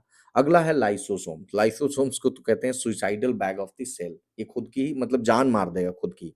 तो इसमें हाइड्रोलिटिक एंजाइम्स होते हैं जो एक्टिव होते हैं एसिडिक पीएच में, और इंट्रासेल्युलर डाइजेशन इन ऑटोफेजी काम करते हैं, बैक्टीरिया वायरस को किल कर देते हैं। ऑटोलिसिस, डैमेज सेल हो जाता है उसको बेसिकली ये खुद ही मार देता है। नाउ नेक्स्ट है वैक्यूल्स। टोनोप्लास्ट क्या है, तो सिंगल मेम्ब्रेन बाउंड है, जो वैक्यूल के बाहर जो मेम्ब्रेन होता है उसको टोनोप्लास्ट कहते हैं। अगर प्लांट सेल में देखेंगे तो वैक्यूल्स बहुत बड़ा होता है, पूरे प्लांट सेल के up to 90% of the volume होता है, जो वाटर, सैप और एक्सक्रीटरी प्रोडक्ट को स्टोर करता है, टर्जिडिटी को मेंटेन रखता है और ऑस्मो रेगुलेशन में हेल्प करता है। ऑस्मो रेगुलेशन ही नहीं कि बेसिकली साल्ट एंड वाटर के बैलेंस को मेंटेन करता है। एनिमल सेल में वैक्यूल्स छोटा होता है और टेम्पररी होता है। एग्जाम्पल देखें तो कॉन्ट्रेक्टाइल वैक्यूल अमीबा में पाया जाता है, जो एक्सक्रीशन और ऑस्मो रेगुलेशन में हेल्प करता है। नाउ नेक्स्ट हमारा है माइटोकॉन्ड्रिया। ये सॉसेस सेप्ट का डबल मेम्ब्रेन ऑर्गेनेल है, जिसको हम power house of the cell भी कहते हैं। आउटर मेम्ब्रेन स्मूथ यानी चिकना होता है, बाउंड्री को बनाता है। इनर मेम्ब्रेन में एक इन फोल्डिंग्स होती हैं जिसको हम क्रिस्टी कहते हैं। आप यहाँ पे देखिए, ये वाला पोर्शन ये क्रिस्टी है, ये वाला, ये वाला, राइट। यहाँ पे ऑक्सीडेटिव फॉस्फोरिलेशन यानी एटीपी सिंथेसिस होता है। मैट्रिक्स इसका अल्कलाइन नेचर का होता है, प्रोटीन रिच फ्लूइड होता है मैट्रिक्स बेसिकली। और circular DNA plus 70s ribosome और क्रेब्स साइकिल, ये बार बार पूछा जाता है कि जो टर्म क्रेब्स साइकिल है इसका संबंध किससे है, तो ये माइटोकॉन्ड्रिया से है। इनर मेम्ब्रेन जो स्पेस है, narrow gap between outer and inner membrane, इसमें अपना circular DNA plus 70s ribosome है। इंडोसिम्बायोटिक ओरिजिन है और सेल्फ रेप्लिकेट करता है, ये फीचर देख लीजिए। जैसे ये देखिए आउटर मेम्ब्रेन है, ये अंदर का पूरा मैट्रिक्स है, ये इंटर मेम्ब्रेन स्पेस है, ये इनर मेम्ब्रेन है, यहाँ डीएनए आपको मिल जाएगा और राइबोसोम्स यहाँ आपको देखने को मिल जाएंगे। तो ये अपना माइटोकॉन्ड्रिया का स्ट्रक्चर हो गया। अगला हम देखते हैं प्लास्टिड। तो प्लास्टिड आप देखेंगे तो प्लांट सेल और यूग्लेनोइड्स में ही केवल पाया जाता है। यूग्लेनोइड्स का दूसरा नाम पूछे तो यूग्लोनोफाइट्स कहते हैं, जैसे कि प्रोटिस्टा। तो टाइप्स देखें तो क्लोरोप्लास्ट, इसमें पिगमेंट है chlorophyll plus carotenoids, green colour का होता है और फोटोसिंथेसिस प्रकाश संश्लेषण इसका काम है। सेकंड है क्रोमोप्लास्ट, इसमें कैरोटीन और जैंथोफिल्स होती हैं, फैट सोल्यूबल है, ये येलो, ऑरेंज और रेड होता है, पॉलिनेटर्स को अट्रैक्ट करता है। उसके बाद है ल्यूकोप्लास्ट, जो कि कलरलेस होता है और स्टोरेज का काम करता है। ल्यूकोप्लास्ट में भी टाइप है, जैसे स्टार्च के लिए अमाइलोप्लास्ट, ऑयल और फैट के लिए इलायोप्लास्ट और प्रोटीन के लिए एलोरोप्लास्ट। नाउ आगे हम देखते हैं क्लोरोप्लास्ट। इसका शेप ओवल, अंडे का आकार का, और मीजोफिल सेल्स, जो पत्तों का मीजोफिल सेल होता है उसमें पाया जाता है। आउटर मेम्ब्रेन चिकना होता है और फ्रीली परमिएबल होता है, यानी कि चीजों को आने जाने देता है। और अगर इनर मेम्ब्रेन की बात करें तो ये 10 से 20 जो है एनएम का है, और पेप्टिडोग्लाइकन वॉल पाया जाता है बिटवीन आउटर और इनर मेम्ब्रेन। तो इनर मेम्ब्रेन क्या है, सेलेक्टिवली परमिएबल है, यानी कि पूरी चीजों को फ्रीली आने जाने नहीं देता है, पासेज को कंट्रोल करता है, लिपिड्स को यानी फैट्स को सिंथेसाइज करता है, प्रोटीन्स को, फैटी एसिड्स को सिंथेसाइज करता है। नेक्स्ट है स्ट्रोमा। ये अल्कलाइन होता है, प्रोटीन रिच फ्लूइड है stroma, circular DNA plus ribosomes पाए जाते हैं, और कैल्विन साइकिल का ये साइट है, यानी CO2 फिक्सेशन। तो ये ध्यान रखेंगे, कैल्विन साइकिल का संबंध क्लोरोप्लास्ट से है। Now thylakoid system, sac like membrane जो स्टैक्ड होता है ग्रेना में, लाइट रिएक्शंस यहाँ पे होते हैं, लाइट को केमिकल एनर्जी में बदला जाता है। काम क्या है इसका, क्लोरोप्लास्ट का फोटोसिंथेसिस करना, Calvin cycle, NADP plus reduction, NADP का फुल फॉर्म है nicotinamide adenine dinucleotide phosphate, और साइक्लिक फोटो फॉस्फोरिलेशन है, या फैटी एसिड सिंथेसिस है, या प्लांट को इम्यूनिटी देना उसमें हेल्प करता है। ये जो साइक्लिक फोटोफॉस्फोरिलेशन है, इसमें ADP plus inorganic phosphate light की मदद से ATP बनाने का काम करते हैं। नाउ ये इमेज आप यहाँ पे देख लीजिए, जैसे ये स्ट्रोमा का आपको यहाँ पे मिल जाएगा, ये इनर मेम्ब्रेन या आउटर मेम्ब्रेन, ये इंटर मेम्ब्रेन स्पेस है, ये ग्रेनम है, थाइलेक्वाइड है, लैमिना है, ल्यूमेन है। नाउ अगला हम देखते हैं न्यूक्लियस। रॉबर्ट ब्राउन ने 1831 में खोज की। क्रोमोजोम्स इसके अंदर ही पाए जाते हैं, सारी सेल्स की एक्टिविटीज को ये कोऑर्डिनेट करता है। न्यूक्लियर इन्वेलप होता है जिसमें दो मेम्ब्रेन होता है, और पेरी न्यूक्लियर स्पेस इन्हीं दोनों मेम्ब्रेन्स के बीच में पाए जाते हैं। न्यूक्लियर पोर्स होते हैं, मतलब छिद्र पाए जाते हैं इसके, देखेंगे आप स्ट्रक्चर जैसे है तो यहाँ पे ऐसे छिद्र, तो उसका वहां से RNA और प्रोटीन का एक्सचेंज होता है बिटवीन न्यूक्लियस एंड साइटोप्लाज्म। उसके बाद इसमें पाया जाता है न्यूक्लियोलस, जो काफी डेंस रीजन है और साइट ऑफ RNA सिंथेसिस है। देन क्रोमेटीन होता है जिसमें DNA और हिस्टोन प्रोटीन मिलकर बनाते हैं इसको, कॉन्डेंसेस इनटू क्रोमोजोम्स, और ये क्रोमोजोम्स बन जाता है बाद में जब सेल डिवीजन होता है। स्पेशल केस एक बताते हैं आपको कि जो मैच्योर हमारा जो ह्यूमन का RBC है ना, रेड ब्लड कॉर्पोस्केल्स, उसमें न्यूक्लियस नहीं होता है। वाउचेरिया, क्लैडोफोरा एल्गी, इसमें कई सारे न्यूक्लियस होते हैं, यानी मल्टी न्यूक्लिएट होता है। आप यहाँ पे स्ट्रक्चर देख लीजिए, जैसे nucleus, chromatin, nucleoplasm, endoplasmic reticulum, ribosome, nuclear envelope, nuclear lamina, nuclear pores यहाँ पे देख लीजिए। नाउ इसके बाद हम थोड़ा सा माइक्रो बॉडीज देख लेते हैं। पेरोक्सीजोम, ये प्लांट और एनिमल दोनों में होते हैं, इनका काम डिटॉक्सिफिकेशन का है, मतलब कि जो जहर वगैरह है उसको कम, उसके प्रभाव को करना। H2O2 का मेटाबॉलिज्म, H2O2 का मतलब होता है हाइड्रोजन पेरोक्साइड। ये हाइड्रोजन पेरोक्साइड ऑक्सीडाइजिंग एजेंट और रिड्यूसिंग एजेंट दोनों का काम करते हैं। ये मेटाबोलाइज करता है 25% ऑफ कंज्यूम्ड अल्कोहल को। स्फीरोजोम्स, ये केवल प्लांट सेल में होता है, लिपिड स्टोरेज और सिंथेसिस का काम करता है। ग्लाई ग्लाइऑक्सीजोम्स केवल प्लांट सेल में होता है, कार्बोहाइड्रेट सिंथेसिस करता है ये ग्लाइओक्सीलेट साइकिल के थ्रू। नाउ इसके बाद है सेंट्रोजोम, ये केवल एनिमल सेल में होता है, ये ऑर्गेनाइज करता है साइटोस्केलेटन को, प्रोड्यूस करता है माइक्रोट्यूब्यूल्स, स्पाइंडल फाइबर्स को फॉर्म करता है during cell division. Plant cell और अधिकतर फंजाई में नहीं पाया जाता है। स्ट्रक्चर है इसमें, टू सेंट्रियोल्स देखेंगे राइट एंगल्स पे, आप यहाँ पे ये देख लीजिए सेंट्रियोल्स यहाँ पे, और each has 9 triplets of microtubules. Now plant cell और एनिमल सेल के बीच में क्या डिफरेंस है, तो प्लांट सेल में सेल वॉल पाया जाता है, एनिमल सेल में सेल वॉल नहीं होता है।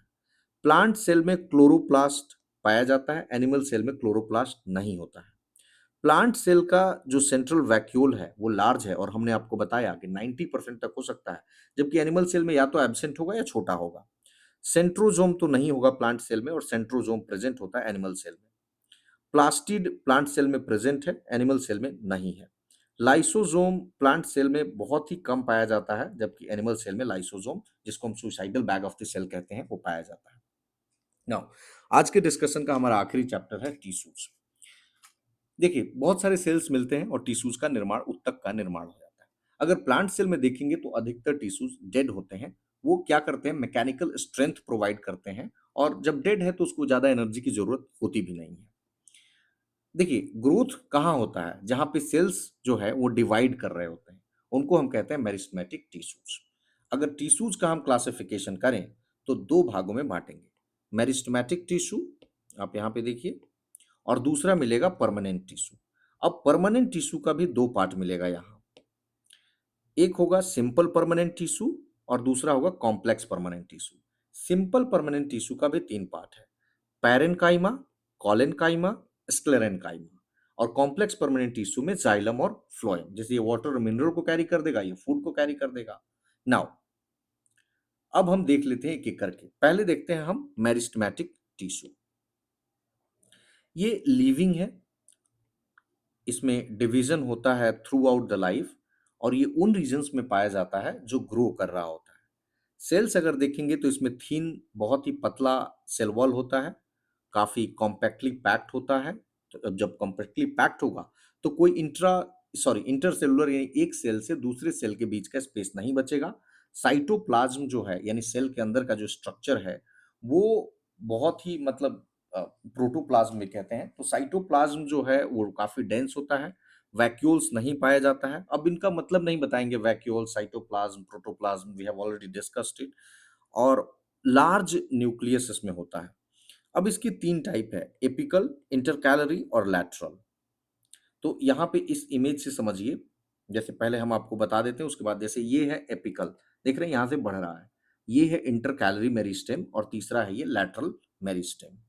तो जो एपिकल है, ये सूट्स और रूट्स के टिप्स पे पाए जाते हैं, देखिए एकदम टिप्स पे है, ठीक है, और उसके लेंथ को, सूट या रूट के लेंथ को बढ़ाता है।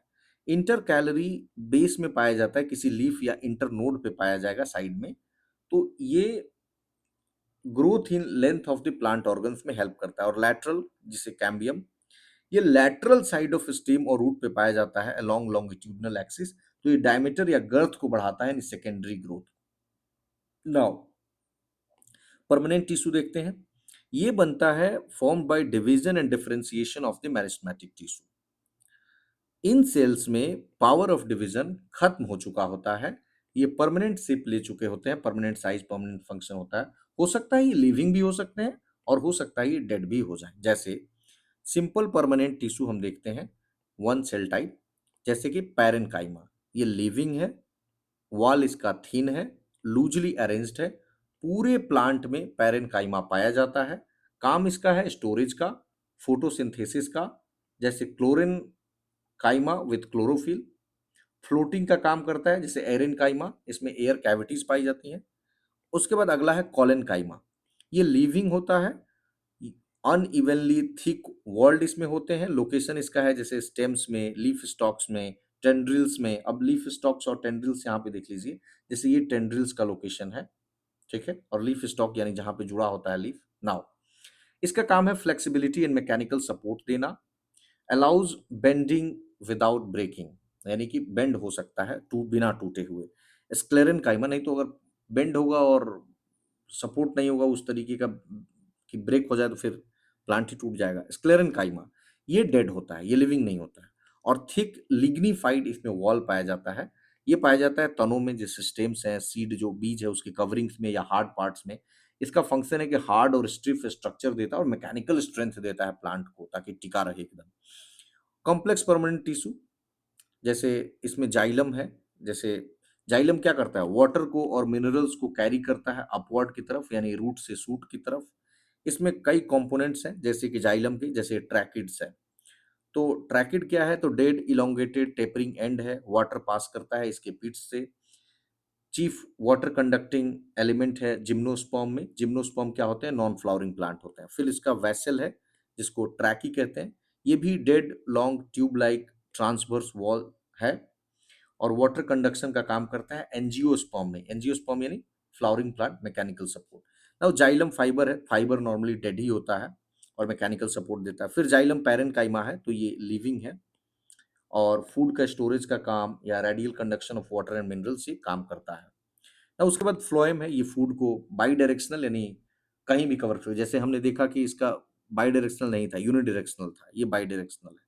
तो इसमें इसके भी कई कंपोनेंट्स हैं, जैसे सीव ट्यूब्स हो गया, ये basically slender thin walled structures है, इसमें सीव प्लेट्स होते हैं, फूड मटेरियल को कंडक्ट करता है।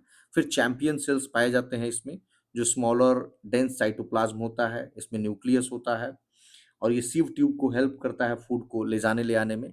फ्लोएम पैरेन्काइमा है जो लिविंग है, थीन वॉल होता है इसका और साइडवेज कंडक्शन का काम करता है, रेजिन लैटेक्स और म्यूसिलेज को स्टोर करता है। फिर फ्लोएम फाइबर है जो डेड स्क्लेरेन काइनेटेमस सेल्स है, मैकेनिकल सपोर्ट देता है और कॉमर्शियल फाइबर जैसे जूट हेम्प फ्लैक्स है। नाउ इसके बाद है प्रोटेक्टिव टिश्यू, जैसे इपीडर्मिस, इपी यानी ऊपर ही पाया जाता है, तो आउटर मोस्ट लेयर है अधिकतर जो प्लांट ऑर्गन्स है, पैरेन्काइमल सेल है, आउटर वॉल थिकर है और मोस्टली सिंगल लेयर है, मल्टी लेयर्ड कुछ डेजर्ट प्लांट्स में होता है ताकि वाटर लॉस ना हो सके उनका, प्रोटेक्ट करता है मैकेनिकल इंजरी और जॉम्स से। उसके बाद है कॉर्क या फेलेम, तो ये पेरिफेरल टिश्यू है, ओल्ड स्टेम और रूट्स ऑफ वुडी ट्रीज में पाया जाता है, कॉर्क कैम्बियम के द्वारा बनाया जाता है इसको। फेलोजेन क्या है, तो सेकेंडरी लैटरल मेरिस्टेम है, कॉर्क कैम्बियम प्रोड्यूस करता है कॉर्क यानी फेलेम को on outer side plus phelloderm inner side, dead cell है, थिक वॉल है, कोई इंटरसेलुलर स्पेस नहीं है। अब हम देख लेते हैं एनिमल टिश्यू को। देखिए हर एनिमल चाहे वो यूनिसेल्यूलर हो या मल्टी सेल्यूलर है, बहुत सारे वाइटल फंक्शंस को मतलब परफॉर्म करता है। क्लासिफाई किया गया है 4 टाइप्स में, इनकी लोकेशन और फंक्शन की, कहाँ ये लोकेटेड है और क्या इसका काम है। जैसे पहला है इपिथेलियल टिश्यू, इपी यानी अपॉन और थेलियोस यानी ग्रो, यानी tissue that grow upon another tissue, एक टिश्यू जो दूसरे टिश्यू के ऊपर ग्रो करता है। ये सबसे साधारण है और प्रोटेक्टिव टिश्यू है, अधिकतर ऑर्गन्स को ये कवर करता है और कैविटीज को भी कवर करता है और एक बैरियर का काम करता है बॉडी और सिस्टम्स के बीच में। सेल्स क्लोजली पैक्ड होते हैं यानी इंटरसेलुलर स्पेसिस बहुत कम होता है, ये वैस्कुलर है यानी कोई ब्लड वेसल्स नहीं है, nutrients from underlying connective tissue. Now अब इसमें भी कई सारे आपको टाइप्स दिख जाएंगे, उनके सेल शेप, लोकेशन और फंक्शन। तो जैसे स्क्वैमस है, सेल शेप आप यहाँ पे देख लीजिए, हम आपको फंक्शन लोकेशन बता देते हैं। स्क्वैमस है तो ये ब्लड वेसल्स में, लंग्स में, ओइसोफेगस में, माउथ लाइनिंग में इसका काम डिफ्यूजन है। क्यूबॉइडल है, क्यूब लाइक स्ट्रक्चर है, जैसे किडनी ट्यूब्यूल्स में, सैलिवरी ग्लैंड के डक्ट्स में, गोनैड्स में यानी जो हमारी सेक्सुअल ऑर्गन्स हैं, इसका काम secretion, absorption, excretion, mechanical support देना। कॉलुमनर है, टॉल स्लेंडर है, जैसे इंटेस्टाइन का लाइनिंग, रेस्पिरेटरी ट्रैक पे सिक्रीशन एब्जॉर्प्शन काम है। ग्रैंड्यूलर या मॉडिफाइड कॉलुमनर जिसे हम कहते हैं, ये भी टॉल स्लेंडर है और इंटेस्टाइन की lining, gland, trachea, bronchi, mucus को सिक्रीट करना। सिलिएटेड कॉलुमनर, ये भी टॉल स्लेंडर है, सीलिया इसमें होता है, नजल पैसेज, ओविडक्ट्स, टर्मिनल, ये प्रोटेक्शन का काम करता है, म्यूकस एग। नाउ दूसरा है कनेक्टिव टिश्यू, यानी कनेक्ट करने का काम करता है, cells loosely spaced and embedded in non cellular matrix में। मैट्रिक्स टाइप्स जैसे कि सॉलिड जैसे कि बोन हो गया, सॉफ्ट जैसे कि लूज कनेक्टिव टिश्यू और लिक्विड होगा जैसे कि ब्लड। तो ये सॉलिड और सॉफ्ट और लिक्विड भी होता है। नाउ जैसे उदाहरण देखिए, लूज कनेक्टिव टिश्यू, ये वाइडली स्कैटर्ड सेल्स हैं और जैसे आप हमारे जो स्किन है ना उसके नीचे पाया जाता है, या binds and PACS tissues in organs. उसके बाद है एडिपोज टिश्यू, एडिपोज जैसे ही आए आपको फैट याद आना चाहिए, तो adipocytes field with fat globules इसमें होता है और ये स्वेल कर जाता है जब फैट इसमें स्टोर किया जाता है और श्रिंक कर जाया जाता है जब, जैसे हम लोग मोटे हो जाते हैं तो पेट निकल जाता है, तो उसमें एडिपोज टिश्यू बहुत होता है। तो पैडिंग और इंसुलेशन ऑफ बॉडी में हेल्प करता है, जैसे यहाँ पे आप पैडिंग देख लीजिए, यहाँ पे बहुत सारे लोगों के पैर में दर्द होने लगता है तो उनको डॉक्टर बताता है कि आप मोटा चप्पल पहना कीजिए।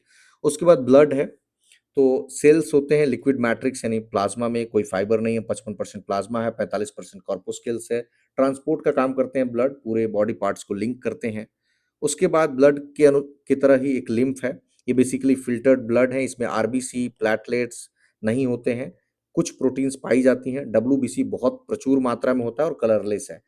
प्लेट लिम्फ का काम है हमें इम्यूनिटी देता है, रोग से बचाता है और रिटर्न करता है टिश्यू फ्लूइड को ब्लड में। उसके बाद डेंस रेगुलर फाइबरस है, ये कोलाजन है। कोलाजन क्या है, व्हाइट कलर का होता है और इन इलास्टिक होता है, मतलब इलास्टिक नहीं है, मतलब अपने शेप को रिगेन नहीं करेगा फिर से छोड़ देंगे तो। और इलास्टीन येलो फाइबर होता है, मैकेनिकल स्ट्रेंथ इलास्टिसिटी देता है। बोन स्केलेटल, ये मैट्रिक्स है कोलाजन फाइबर का, कैल्शियम फास्फोरस साल्ट का। और हैवर्सियन सिस्टम यहाँ काम करता है, रिजिड फ्रेमवर्क और स्ट्रक्चरल सपोर्ट बोन देता है हमें। नाउ हैवर्सियन सिस्टम का मतलब होता है कि structural and functional unit of the compact bone. Now blood का कंपोनेंट देख लें तो प्लाज्मा है जिसमें water, salt, sugar, lipid, amino acid 55% blood. RBC जिसका दूसरा नाम एरिथ्रोसाइट है, जिसमें हीमोग्लोबिन होता है, ऑक्सीजन कैरी करते हैं, हम लोग ऑक्सी हीमोग्लोबिन कहते हैं, और तब वो लाल हो जाता है। बताइए जब वो ऑक्सी हीमोग्लोबिन नहीं होता तो उसका कलर क्या होता है, क्या वायलेट होता है? एम आई राइट? डब्ल्यूबीसी, ये ल्यूकोसाइट इसको हम कहते हैं, ये हमें इम्यूनिटी देता है, डिफेंस प्रदान करता है। प्लेटलेट्स जिसको हम थ्रोम्बोसाइट कहते हैं, तो ब्लड क्लॉटिंग करता है। जैसे मान लीजिए आपका कहीं कट गया, तो अगर प्लेटलेट्स नहीं होगा तो खून निकलते ही रह जाएगा, तो खून बंद ही नहीं होगा, तो खून का थक्का नहीं जमेगा। ना बोन स्ट्रक्चर देखेंगे तो एक टर्म आपको मिलेगा हैवर्सियन सिस्टम। पूछा जा सकता है कि हैवर्सियन सिस्टम का संबंध किससे है? तो ये स्ट्रक्चरल यूनिट है मैमेलियन बोन का। इसमें कई सारे अब हैवर्सियन सिस्टम, जैसे हैवर्सियन कनाल होगा, लैमेला होगा, ऑस्टियोसाइट होगा। तो ऑस्टियोसाइट्स क्या है, बेसिकली बोन सेल्स हैं जो ऑस्टियोब्लास्ट बोन सेल्स से निकलते हैं। नाउ अगला है मस्कुलर टिश्यू, ये कॉन्ट्रैक्ट करता है और रिलैक्स करता है, मैकेनिकल वर्क इसका काम है। स्ट्रक्चरल यूनिट है मसल फाइबर, जो इलोंगेटेड मसल सेल होता है। कॉन्ट्रैक्ट क्यों करता है? क्योंकि कॉन्ट्रैक्टाइल प्रोटीन होता है, एक्टीन एंड मायोसिन। ये क्या है एक्टीन एंड मायोसिन? प्रोटीन्स हैं। जैसे कि आप देखेंगे एक्टीन जो है, ये प्रोटीन थिन फिलामेंट को फॉर्म करता है और मायोसिन थिक फिलामेंट को फॉर्म करता है।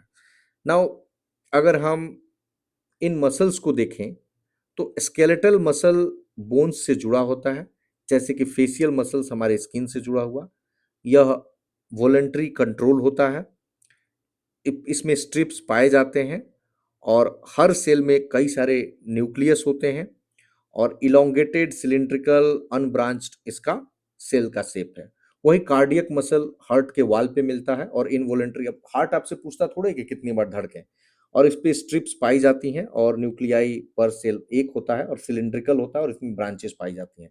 वही स्मूथ मसल अगर देखेंगे तो ब्लड वेसल्स में stomach, intestine, gall bladder, urinary bladder, airways, iris जो हमारे आंखों का होता है उसमें होता है। अगेन ये भी इनवॉलेंट्री, हमसे नहीं पूछता है कि हम काम करें कि नहीं करें। और इसमें स्ट्रिप्स अगेन इसमें भी नहीं होती है, नॉन स्ट्रिएटेड होता है और प्रति सेल में न्यूक्लियस एक ही होता है और स्पाइंडल शेप का होता है और अनब्रांच्ड होता है। स्पाइंडल शेप यानी बीच में मोटा होगा और एंड एंड पे आप देखेंगे तो पतला होता जाता है, टेपर कर जाता है। नाउ नर्वस टिश्यू देख लेते हैं आखिरी। तो ये काफी डेंसली पैक्ड नर्व सेल्स यानी न्यूरॉन्स हैं जो ब्रेन, स्पाइनल कॉर्ड और नर्व्स में पाए जाते हैं। ये नर्व इंपल्स को कैरी करते हैं, स्टिमुली को रिसीव करना। Combination of nerve and muscle tissue enable करता है कि हम कोई भी स्टिमुली जो बाहर से, अगर जैसे हम गर्म चीज को छूते हैं तुरंत हम हाथ हटा हटा लेते हैं। कैसे हो पाता है ये? लॉन्गेस्ट सेल है हमारी पूरी बॉडी का न्यूरॉन, और आप देखेंगे जो इसका एक्सॉन स्ट्रक्चर है वो 1 मीटर से भी लंबा हो सकता है। तो ये स्ट्रक्चर यहाँ पे देख लीजिए, जैसे ये यहाँ पे पूरा डेंड्राइट्स है, ठीक है। 1 नंबर पे आप डेंड्राइट्स देख पा रहे हैं, 2 नंबर पे ये आपको सोमा दिखाई देगा और 3 पे ये एक्सॉन यहाँ पे दिखाई दे देगा, ठीक है। ये इसमें काम का जो है, जैसे साइटोन को पूरा सेल बॉडी कहते हैं, ये पूरा सेंट्रल न्यूक्लियस है प्लस इसमें साइटोप्लाज्म है। इसमें निजल ग्रेन्यूल मिलेंगे जिसमें राइबोसोम्स और रफ एंडोप्लाज्मिक रेटिकुलम होता है और पूरी जो न्यूरॉन का एक कंट्रोल सेंटर है। फिर डेंड्राइट्स मिलेगा जिसमें एक से लेकर कई तक हो सकते हैं, short and branched cytoplasmic processes होती हैं। एफरेंट नर्व और इफरेंट नर्व, ये दो चीज समझ लीजिए। एफरेंट को हम कहते हैं सेंसरी नर्व भी, ये टुवर्ड सेंट्रल नर्वस सिस्टम जो है इंपल्स को कैरी करता है, और इफरेंट नर्व जो है इसको हम दूसरे शब्दों में मोटर नर्व कहते हैं और ये away from the central nervous system. जैसे हम कोई चीज छुए, गर्म चीज, जैसे तवे पे, गर्म तवे पे या आग में हमारा हाथ चला गया, तो तुरंत हमारा कौन सा काम करेगा? एफरेंट नर्व, सेंसरी नर्व, और वो हमारे सेंट्रल नर्वस सिस्टम को, दिमाग को जाकर के बताएगा कि गर्म चीज छू लिया है, तुरंत हटाओ। यानी कि उधर से जो मैसेज आया मोटर नर्व्स के, इफरेंट नर्व्स के थ्रू। तो फ्रेंड्स फाइनली हमने कई सारे चैप्टर्स को डिस्कस किया। आगे जो है हम इस चैप्टर को डिस्कस करेंगे, जो हमारा चैप्टर होगा ये न्यूट्रिशन का, और न्यूट्रिशन के बाद इस तरीके से जो हमारा चैप्टर डिस्कस होगा वो आगे आप देख सकते हैं। डिजीज़ एंड ट्रीटमेंट, कई सारे चैप्टर्स को डिस्कस करेंगे। धन्यवाद।